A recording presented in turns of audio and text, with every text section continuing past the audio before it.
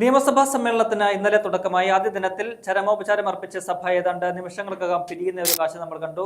ഇന്നു മുതലാണ് സഭാ നടപടിക്രമങ്ങൾ എന്ന നിലയിൽ സമ്മേളനം തുടങ്ങിയിരിക്കുന്നത്. ഈ സഭാ സമ്മേളനത്തിൽ ഏറ്റവും കൂടുതൽ ചർച്ച ചെയ്യപ്പെട്ട അല്ലെങ്കിൽ ഇവരും ഒരു ശ്രദ്ധയോടെ കാത്തിരുന്ന ഒരു കാര്യം കോൺഗ്രസിന്റെ MLA ആയിരുന്ന രാഹുൽ മാങ്കൂട്ടത്തിൽ സഭയിൽ ഹാജരാകുമോ എന്നതായിരുന്നു.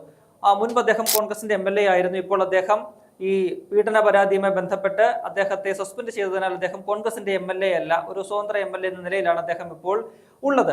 അതുകൊണ്ട് തന്നെ അദ്ദേഹം സഭയിലെത്തുമോ, സഭാ നടപടികളിൽ പങ്കെടുക്കുമോ എന്നുള്ളതൊക്കെ തന്നെ ആകാംക്ഷയുടെ കാത്തിരുന്ന ഒരു കാര്യമാണ്. ഇന്നലെ ആദ്യ ദിനത്തിൽ രാഹുൽ മാങ്കൂട്ടത്തിൽ ഏവരെയും പ്രതീക്ഷ തെറ്റിച്ചുകൊണ്ട് സഭയിൽ വരുന്ന ഒരു സാഹചര്യം ഉണ്ടായി. ഏതാനും നിമിഷം സഭയിൽ ഇരുന്ന ശേഷം അദ്ദേഹം മടങ്ങിപ്പോവുകയും പിന്നീട് അദ്ദേഹം മാധ്യമങ്ങളെ കണ്ട് കാര്യങ്ങൾ വിശദീകരിക്കുകയും ഒക്കെ തന്നെ ചെയ്തു.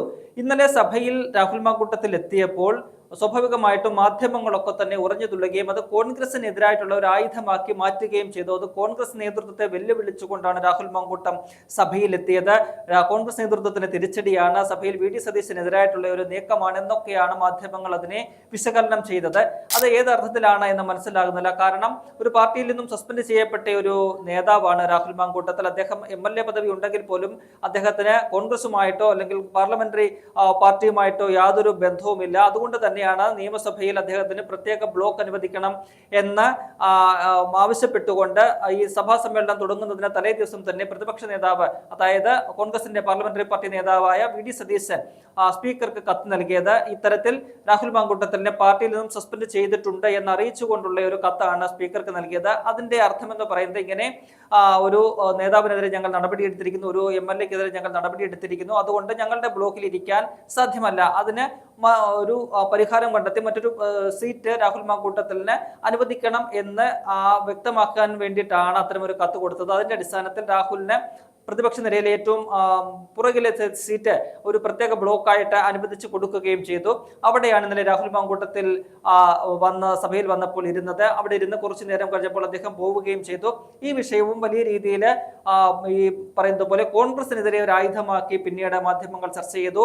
കഴിഞ്ഞ കുറെ കാലമായിട്ട് രാഹുൽ മാങ്കൂട്ടത്തിൽ വിഷയം ഉൾപ്പെടെ ചർച്ചയ്ക്കെടുക്കുകയും അത് ഈ പറയുന്നത് പോലെ കോൺഗ്രസിനും UDF-നും എതിരെ ഒരു ആയുധമാക്കി മാറ്റാനും ശ്രമിച്ചുകൊണ്ടിരിക്കുന്ന CPM-ന് വേണ്ടി വിടുപണി ചെയ്തുകൊണ്ടിരിക്കുന്ന ചില മാധ്യമങ്ങൾ ഉൾപ്പെടെ അതിന് പിറകെ പോവുകയും ആ വിഷയത്തിൽ പോലും നിലവിൽ കോൺഗ്രസിന്റെ ഒരു അംഗമല്ലാത്ത ഒരു വ്യക്തി സഭയിൽ സ്വതന്ത്രമായ ഒരു MLA ആണ്, അദ്ദേഹത്തിന് സഭയിൽ എത്താനും എത്താതിരിക്കാനുമുള്ള ഒരു അവകാശമുണ്ട്. അതുപോലും മനസ്സിലാക്കാതെ ആ വിഷയത്തിൽ പോലും കോൺഗ്രസിനെയും VD സതീശനെയും ഒക്കെ തന്നെ പ്രതിരോധത്തിലാക്കുകയും വലിയ രീതിയിൽ വിമർശിക്കുകയും ചെയ്യുന്ന ഒരു കാഴ്ച നമ്മൾ കണ്ടു. അവർ ഇന്ന് വീണ്ടും രാഹുൽ മാങ്കൂട്ടത്തിൽ സഭയിലെത്തുമോ, അത് കോൺഗ്രസിനെ പ്രതിരോധത്തിലാക്കുമോ, കോൺഗ്രസിന് തിരിച്ചടിയാകുമോ എന്നൊക്കെ ചർച്ച ചെയ്തുകൊണ്ടാണ് നിമിഷങ്ങൾ പിന്നീട് തള്ളി നീക്കിയത്. എന്തായാലും പലരും പ്രതീക്ഷിച്ചിരുന്നത് ഇന്നും രാഹുൽ മാങ്കൂട്ടത്തിൽ അങ്ങനെ സഭയിൽ എത്തും, അത് തങ്ങൾക്ക് അനുകൂലമായിട്ട് മാറും, കോൺഗ്രസിനെ കടിച്ചു കയറാനുള്ള ഒരു ആയുധം തങ്ങൾക്ക് കിട്ടുമെന്ന് അങ്ങനെ കാത്തുകാത്തിരുന്ന മാധ്യമങ്ങളും ഭരണപക്ഷത്തെ നേതാക്കളും CPM-ന്റെ നേതാക്കളും ഒക്കെ തന്നെ ഉണ്ടായിരുന്നു. എന്നാൽ അവരെയൊക്കെ നിരാശരാക്കുന്ന ഒരു സമീപനമാണ് രാഹുൽ മാങ്കൂട്ടത്തിന്റെ ഭാഗത്തു നിന്നും ഉണ്ടായത്. രാഹുൽ മാങ്കൂട്ടത്തിൽ ഇന്ന് സഭയിൽ എത്തിയില്ല. അതുകൊണ്ട് തന്നെ ഇതൊക്കെ തന്നെ പ്രതീക്ഷിച്ചിരുന്ന രാഹുൽ മാങ്കൂട്ടത്തിൽ സഭയിൽ എത്തിയാൽ ചില സാധ്യതകൾ തങ്ങൾക്കുണ്ട് എന്ന് സ്വപ്നം കണ്ടിരുന്ന പലർക്കും വലിയൊരു തിരിച്ചടിയാണ് രാഹുലിന്റെ ഇന്നത്തെ നിലപാടിലൂടെ ഉണ്ടായിരിക്കുന്നത്. രാഹുൽ ഇന്ന് സഭയിൽ എത്തിയില്ല, സഭയിൽ പോകണ്ട എന്നൊരു നിലപാടിലേക്ക് രാഹുൽ എത്തുകയാണ് ചെയ്തത്. അത് CPM-നെ സംബന്ധിച്ച് വലിയൊരു തിരിച്ചടിയായി. കാരണം സഭയിൽ തങ്ങളെ പ്രതിരോധത്തിലാക്കുന്ന ഒട്ടനവധി വിഷയങ്ങൾ ഇപ്പോൾ നിലവിലുണ്ട് എന്ന് CPM-ന് നന്നായിട്ട് അറിയാം. അതിൽ പ്രധാനപ്പെട്ടതെന്ന് പറയുന്നത് തങ്ങളുടെ നേതാവായ മുഖ്യമന്ത്രി പിണറായി വിജയൻ, ഇരട്ടച്ചങ്കനായ പിണറായി വിജയന്റെ വകുപ്പായ ആഭ്യന്തര വകുപ്പിലെ പോലീസ് കാട്ടിക്കൂട്ടുന്ന ക്രിയകളാണ്. അതൊക്കെ തന്നെ ഈ പറയുന്ന മുഖ്യമന്ത്രിയെയും പാർട്ടിയെയും മുന്നണിയെയും ഒരുപോലെ പ്രതിരോധത്തിലാക്കിയിട്ടുണ്ട്. ഒപ്പം തന്നെ മറ്റൊരു വകുപ്പ് എന്ന് പറയുന്നത് ആരോഗ്യ വകുപ്പാണ്. ആരോഗ്യ വകുപ്പ് സമാനമായ രീതിയിൽ കഴിഞ്ഞ കുറെ കാലമായിട്ട് കുത്തഴിഞ്ഞിരിക്കുന്നു. ആ വകുപ്പിൽ നിന്നുള്ള മെഡിക്കൽ കോളേജിലെ ഡിപ്പാർട്ട്മെന്റ് മേധാവികളടക്കമുള്ള ഡോക്ടർമാർ കഴിഞ്ഞ ഇടയിൽ വന്ന് മെഡിക്കൽ കോളേജിലെ അവസ്ഥകളൊക്കെ തന്നെ ദുരവസ്ഥയൊക്കെ തന്നെ വിശദീകരിക്കുകയും തുറന്നു പറയുകയും പിന്നീട് അവർക്കെതിരെ നടപടി ഉണ്ടാകുന്ന സാഹചര്യം ഒക്കെ ഉണ്ടായി. അതായത് ആരോഗ്യ രംഗത്ത് വലിയ രീതിയിലുള്ള ഒരു അനാസ്ഥ പ്രകടമാണ് എന്ന് പലതരത്തിലുള്ള വെളിപ്പെടുത്തലുകളുണ്ടായി. മുൻ ആരോഗ്യ സെക്രട്ടറി തന്നെ ഇതുമായി ബന്ധപ്പെട്ട ചില വെളിപ്പെടുത്തൽ നടത്തി. അതായത് ഈ നമ്പർ 1 ആരോഗ്യ കേരളം എന്നുള്ളത് വെറും തള്ളാണ്, അതൊക്കെ നിർത്തേണ്ട കാലം കഴിഞ്ഞിരിക്കുന്നു, അല്ലെങ്കിൽ വലിയൊരു അപകടത്തിലേക്ക് അത് പോകും, സംസ്ഥാനത്തെ ആരോഗ്യരംഗം പ്രാകൃതമായ അവസ്ഥയിലാണ് എന്നൊക്കെയുള്ള കാര്യങ്ങൾ തുറന്നു പറഞ്ഞാണ് മുൻ ആരോഗ്യ പ്രിൻസിപ്പൽ സെക്രട്ടറി ആയിരുന്ന രാജീവ് സദാനന്ദൻ രംഗത്തെത്തിയത്. അത്തരത്തിൽ നിലവിലെ കേരളത്തിലെ ആരോഗ്യ വകുപ്പിനെ തുറന്നു കാട്ടുന്ന പല വെളിപ്പെടുത്തലുകളും കഴിഞ്ഞ കുറെ നാളായിട്ട് ഉണ്ടായിട്ടുണ്ട്. അങ്ങനെ അത്തരത്തിൽ ആരോഗ്യ വകുപ്പും പറയുന്ന പോലെ ആഭ്യന്തര വകുപ്പും ഉൾപ്പെടെയുള്ള എല്ലാ വകുപ്പുകളും പ്രതിക്കൂട്ടിലായി നിൽക്കുന്ന ഒരു സാഹചര്യമാണ്. അത് പ്രതിപക്ഷം ആയുധമാക്കുമെന്ന് CPM-ന് നന്നായിട്ട് അറിയാം.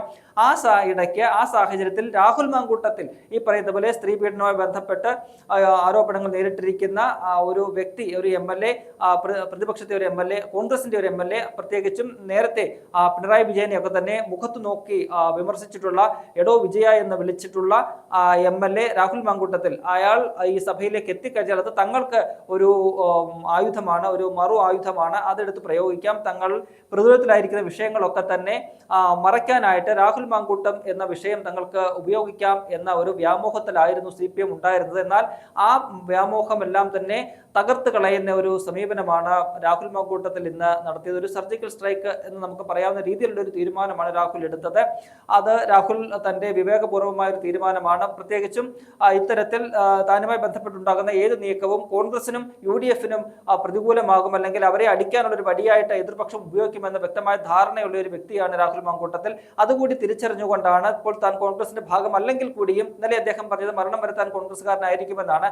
അപ്പോൾ നിലവിൽ താൻ കോൺഗ്രസ്സുകാരനല്ലെങ്കിൽ കൂടിയും താൻ മൂലം പാർട്ടിക്കോ മുന്നണിക്കോ ഒരു തിരിച്ചടി ഉണ്ടാകരുത്, ഒരു പ്രതിരോധം സൃഷ്ടിക്കരുത് എന്ന വ്യക്തമായ ബോധമുള്ളത് കൊണ്ടാണ് രാഹുൽ മാങ്കൂട്ടത്തിൽ ഇന്ന് സഭയിൽ എത്താതിരുന്നത്. എന്തായാലും അത് ഈ പറയുന്ന ഒരു സുവർണാവസരം കാത്തിരുന്ന CPM-ന് മേലുള്ള വലിയൊരു അടിയായി, മൂർധാവിൽ അടി കിട്ടിയ അവസ്ഥയിലായിരിക്കുകയാണ് CPM.